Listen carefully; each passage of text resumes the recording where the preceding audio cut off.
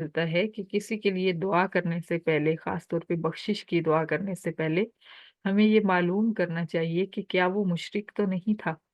اس لیے اگر کوئی انسان فوت ہو جاتا ہے اور آپ کو نہیں پتا کہ وہ مشرک تھا یا موحد تھا، تو آپ یہ دعا کر سکتے ہیں کہ اللہ تعالیٰ سب ایمان والوں کی بخشش کرے۔ آپ یہ نہیں پھر کہہ سکتے کہ اس کی بخشش کرے، کیونکہ آپ نہیں جانتے کہ وہ مشرک تھا یا موحد تھا، کیونکہ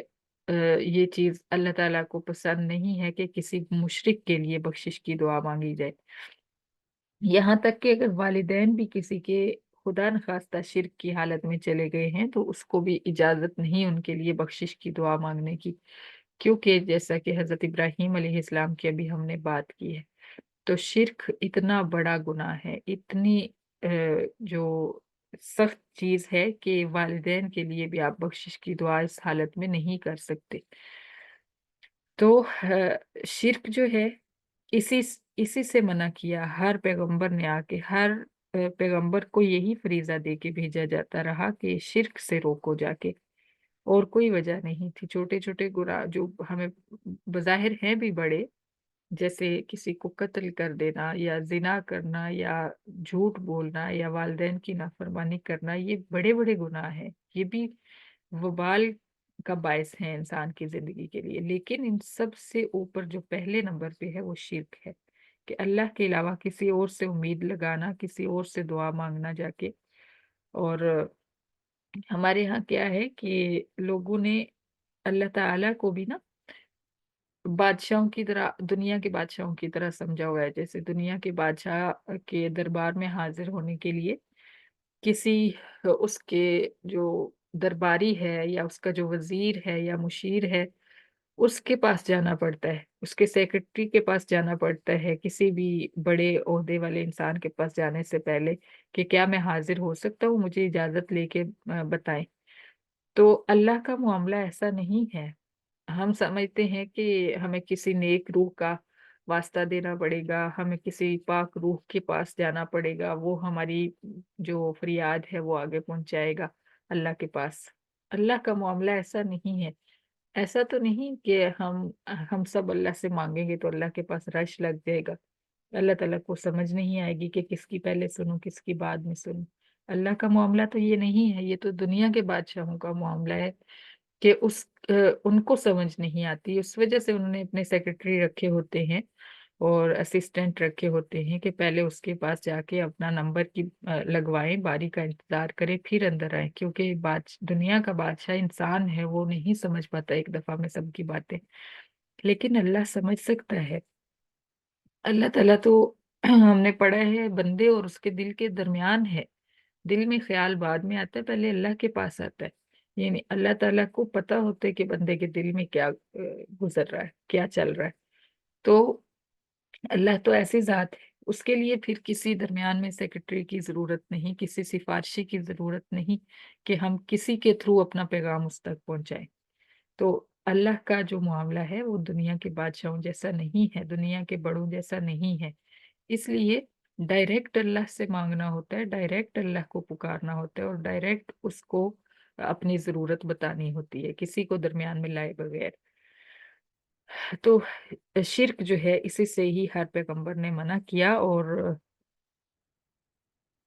حضرت ہود علیہ السلام نے فرمایا کہ میری قوم تم یہ جھوٹے معبود گھڑتے ہو جو تم بناتے ہو، یا قوم لا اسألکم علیہ اجرا، اور یہ بھی فرمایا کہ مجھے تم سے کچھ چاہیے تو نہیں، یہ جو میں تبلیغ کر رہا ہوں تمہیں،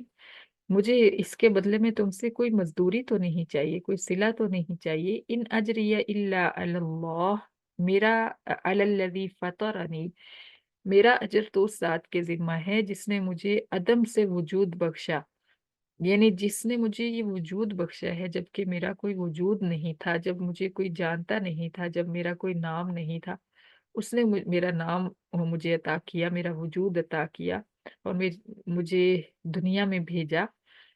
تو میرا اس تبلیغ کا جو صلہ ہے وہ بھی اسی کے ذمہ ہے، وہی دے گا مجھے۔ افلا تعقلون، پھر تم عقل سے کام کیوں نہیں لیتے، پھر کیوں نہیں تم سمجھتے کہ جب مجھے تم سے کچھ چاہیے ہی نہیں تو پھر میں تمہارے ساتھ کیوں اتنی محنت کر رہا ہوں، کیوں تمہارے اوپر زور دے رہا ہوں کہ تم سیدھی راستے پہ آ جاؤ۔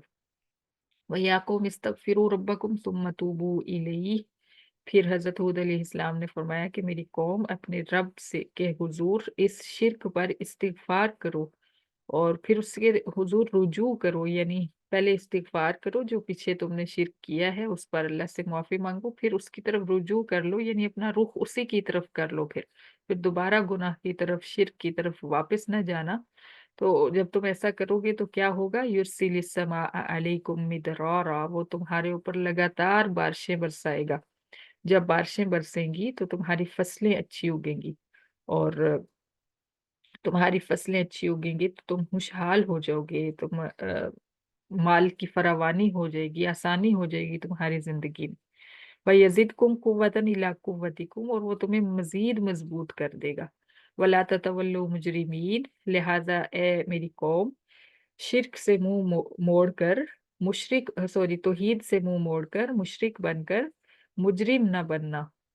ایسے گنہگار نہ بنو اللہ کے حضور کہ تم شرک سے توبہ ہی نہ کرو، توحید کی طرف آؤ ہی نہ۔ تو اگر تمہیں برکتیں چاہیے، آسانیاں چاہیے، طاقت چاہیے، تو پھر استغفار اور توبہ جو ہے وہ بہت زیادہ ضروری ہے۔ قالوا یا ہود ما جئتنا ببینۃ وما نحن بتارکی آلہتنا، قوم نے انتہائی ڈٹھائی کا مظاہرہ کیا اور کہا کہ اے ہود، تو ہمارے پاس کوئی واضح سند تو لایا نہیں، واضح دلیل تو تیرے پاس کوئی ہے نہیں کہ جس کو دیکھ کے ہم توحید اور نبوت کا اقرار کر لیں۔ لہٰذا ما نحن بتارکی آلہتنا، حالانکہ ہر پیغمبر جو ہے وہ واضح سند اور معجزات جو ہیں وہ لے کے آئے تھے اپنی قوموں کی طرف، لیکن یہ قوم کی ڈٹھائی تھی کہ وہ واضح چیزیں دیکھ کے، واضح معجزات دیکھ کے بھی یہ کہہ رہے تھے کہ تو کوئی واضح چیز نہیں لایا، اور کہنے لگے کہ ہم تیرے کہنے کی وجہ سے ما نحن بتارکی آلہتنا عن قولک وما